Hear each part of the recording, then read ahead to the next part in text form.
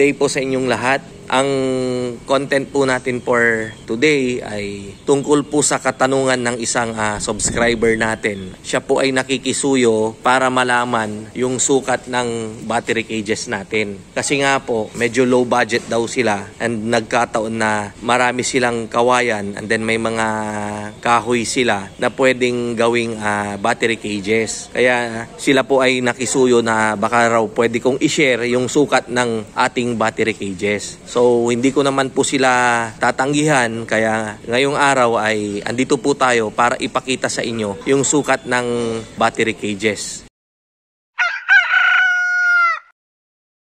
Kasama ko po ngayon si JR para sukatin po namin, para ibigay sa inyo yung sukat. Yung nakikita nyo po kasi, yan po yung isang set ng battery cages namin. Ang isang set ng battery cages namin ay merong dalawang pintuan. Dalawa pong pintuan yan. Kada isang pintuan, ang nilalagay po nating manok dyan ay 4 na piraso. Dalawang pintuan yan, so 8 manok po yung kakasya dyan. Ang haba po ng cages natin, mula po dito hanggang dito po, 40 inches po yung haba niyan. Mula naman po dito hanggang sa ay 14 inches. And then sa baba hanggang dito po sa ito po yung diyan na po gumugulong yung itlog hanggang po yan, hanggang 14 inches. Sa taas ng 14 inches, yan, ito na po yung dingding. Po yung dingding niya. Kaya lang, dahil nga ito po yung dito po umaagos yung itlog natin, kaya hanggang 24 inches po yan.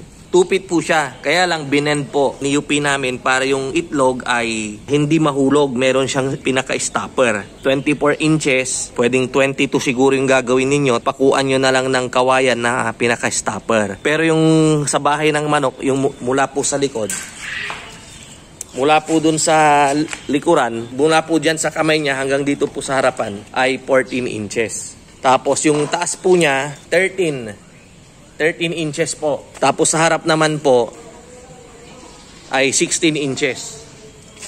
Yan, so 16 inches yung dimension niyan.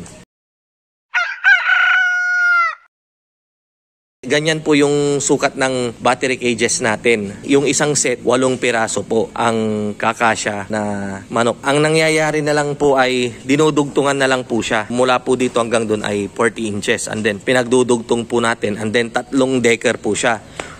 First deck, second deck, third deck.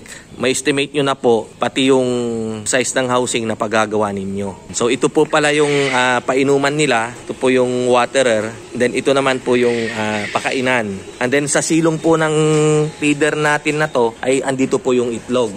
Yan, ilagay mo dun sa dyan. Yan.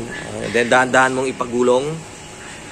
Ayan, ganyan po. Ito po yung stopper niya. Ayan. So kapag gagawa po kayo ng DIY, lagyan nyo lang po yan ng 3 fingers na kawayan or tabla.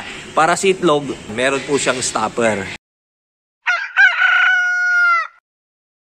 Sana po nabigyan ko na naman po kayo ng panibagong idea, particular dito sa paggawa ng do-it-yourself na battery cages out of materials na available po dyan sa lugar ninyo.